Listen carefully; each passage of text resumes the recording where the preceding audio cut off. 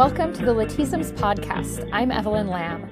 In each episode, we invite a Hispanic or Latinx mathematician to share their journey in mathematics. Today, I'm very happy to welcome Cynthia Flores to the show. Thanks so much for taking the time to talk with me. Can you tell us a little bit about yourself? Sure. Thank you for having me. I'm really honored for being featured in this podcast series. I always follow and now I'm not sure if I'm pronouncing it correctly. I've always said it to myself as Lathisms, all of the latest news. So a little bit about myself. I consider myself to be an American Latina mathematician.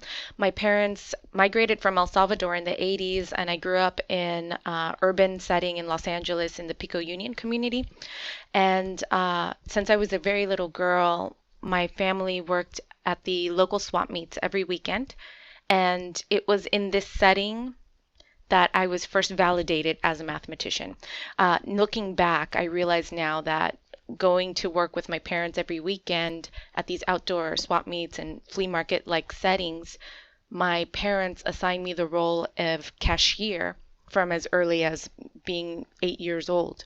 And it was always a sort of I had mixed feelings about it. I would say, why can't my sister be the cashier? And they would always tell me, and especially my dad would tell me, well, you always get the change correctly and we don't want to lose money, so we think you should do it. And in his own way, he was validating that I was good at mathematics. So I was inspired by their hardworking nature. My sister was also very motivational. I managed to get through the sort of little moments of tension where someone might have called into question my ability to do math and reflect back on this sort of validation from my parents and family that I was good at mathematics. So I wanted to be a high school math teacher, and I enrolled in California State University, Northridge, where I received a bachelor's degree with the help and support of a mentorship program called PUMP, Preparing Undergraduates Through Mentoring for PhDs. And with their support, I made it to the PhD level at University of California in Santa Barbara and obtained my PhD in the area of dispersive partial differential equations. And I'm now a faculty member at California State University, Channel Islands. Here I'm an assistant professor going on my 5th year, and I love my job. I love teaching ordinary and partial differential equations, supervising my undergraduate and master's researchers.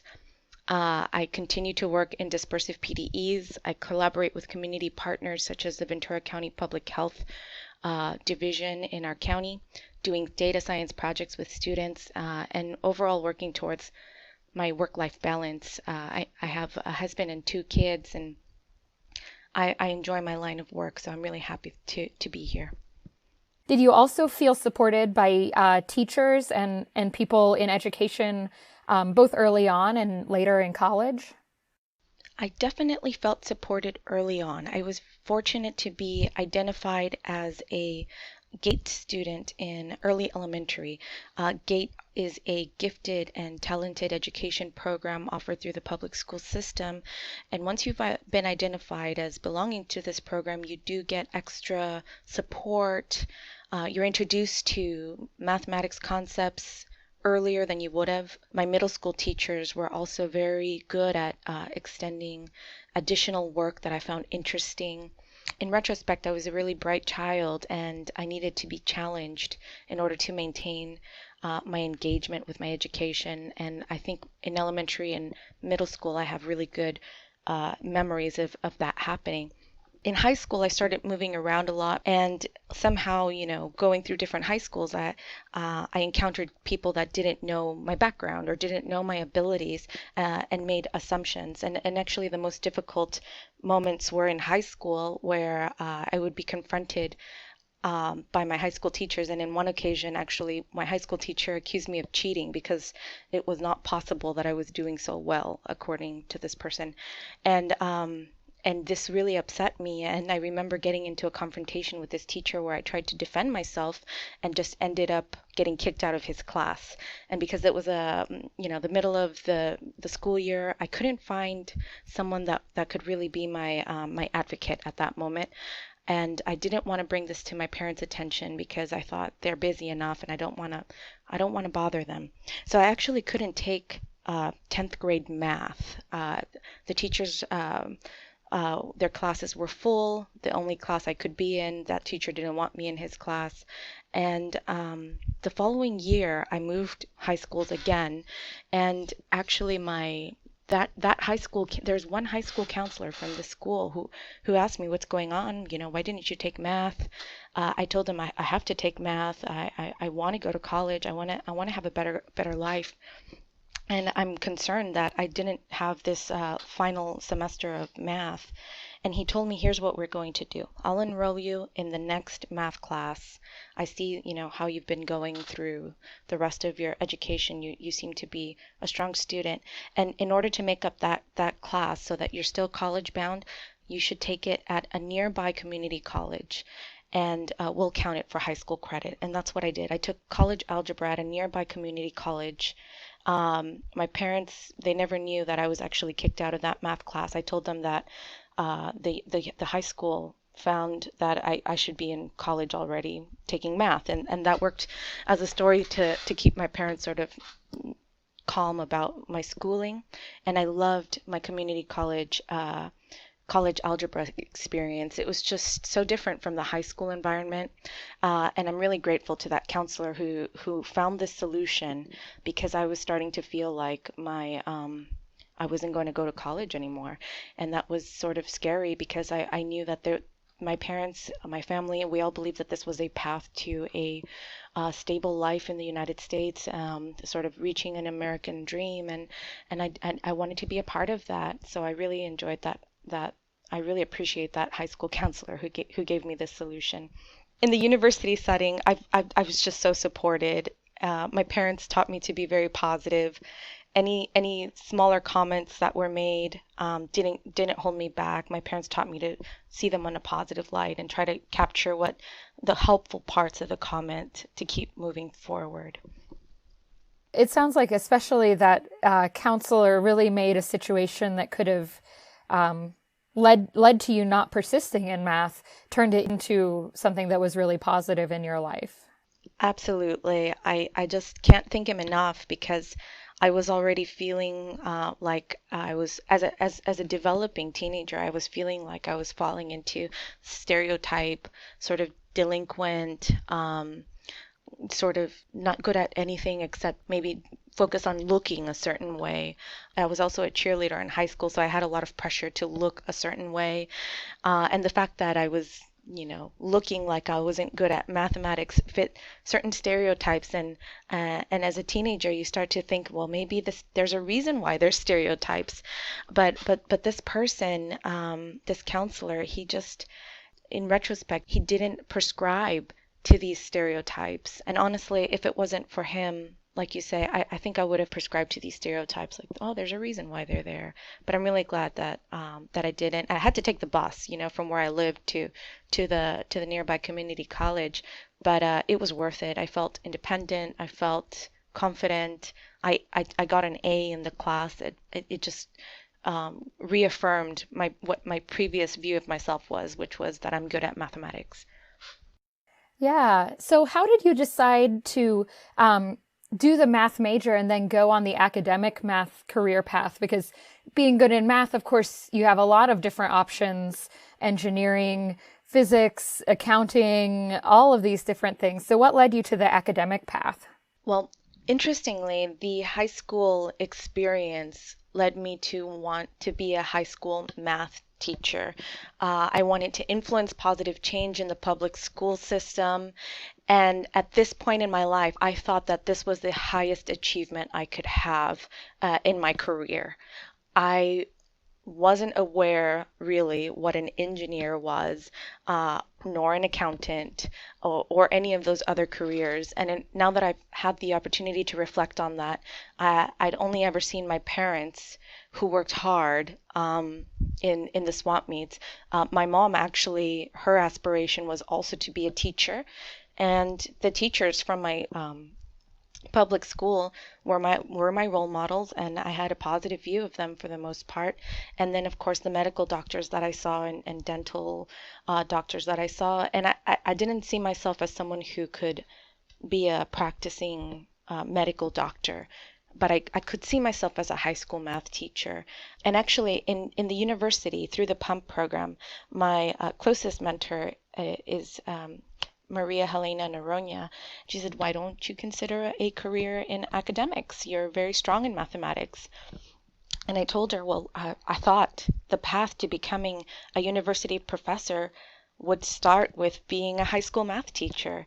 And she asked me, what do you mean? I told her, don't really good high school math teachers then become promoted to being college professors? And if they're really good at that, don't they then become promoted to being university professors? And she told me, no, that's not how it works, actually. Is that what she asked me, is that the path you think that I took? And I told her, well, of course, I don't know how someone becomes a university professor.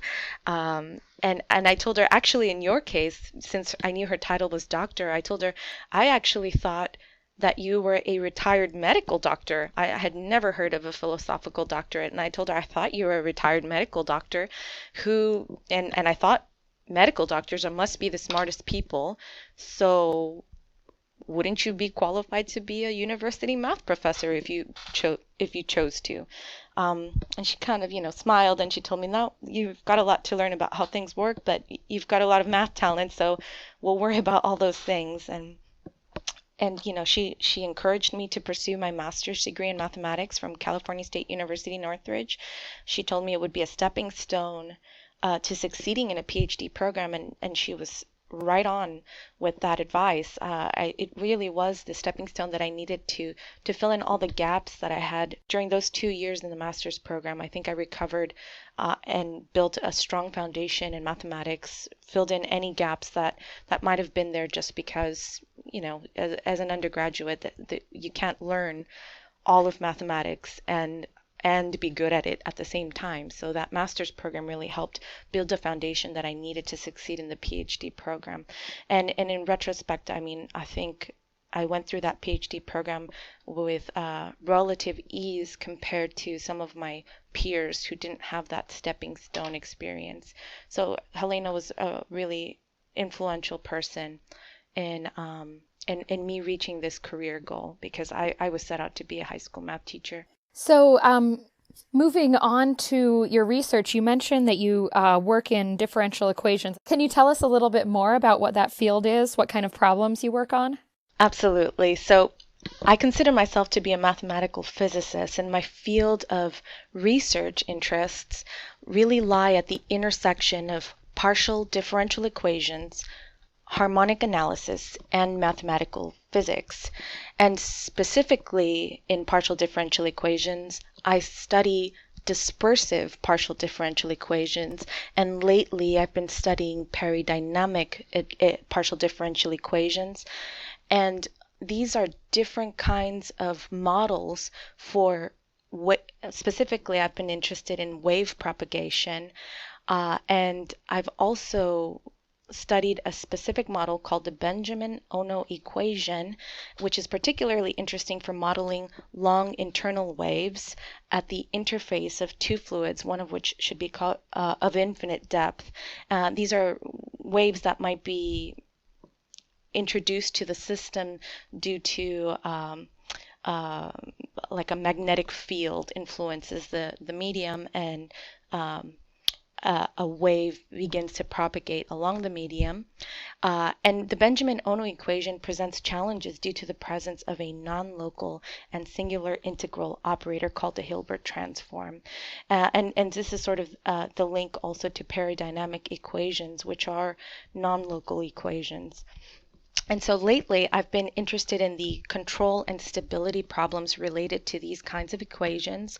And what this is specifically that for a prescribed initial and a prescribed final state, I aim to answer the question, can one construct a control input to apply to the system in a way that the solution trajectory is identical to the given conditions at the initial and final time? And additionally, if a control input is found, what are the related asymptotic stability properties of the corresponding solutions? So a lot of this work is highly theoretical, and but it's what I was trained in. I love physics and geometry, so I really found something that has kept me fully engaged for almost 10 years. So kind of maybe not looking at exact real world situations, but maybe inspired by real world problems. Yes, these are definitely inspired by real world problems. I think the first uh, documented observation of a dispersive wave happened at the Edinburgh Canal sometime in the 1800s when an architect, what is it called? Naval architect observed some huge ships unloading, and one ship in particular stopped abruptly along the canal, and a heap of water formed. And what caught this architect's attention is that when a heap of water forms, the expectation is that it's sort of like a wave, that it will sort of topple on itself and crash like a wave does, or that it'll ripple and dissolve or just sort of dissipate and disappear. But in this case, he noticed that the heap of water continued to propagate along the canal, and it didn't lose speed, and it didn't lose its height either. So he watched it long enough that he was intrigued. So he got on his horseback and he followed this heap of water and for miles, and it didn't change its speed and it didn't change its height. And he just thought this goes against what was known about fluid dynamics at the time. And he recreated the experiment in his backyard. He built several troughs of water, and with different chambers, and he wrote about this, and he was told by the experts at the time that his theories were not valid. And it wasn't until the like around 1950s that mathematicians were able to validate his theories, that mathematically this phenomenon exists. And so this is possibly the main physical motivation.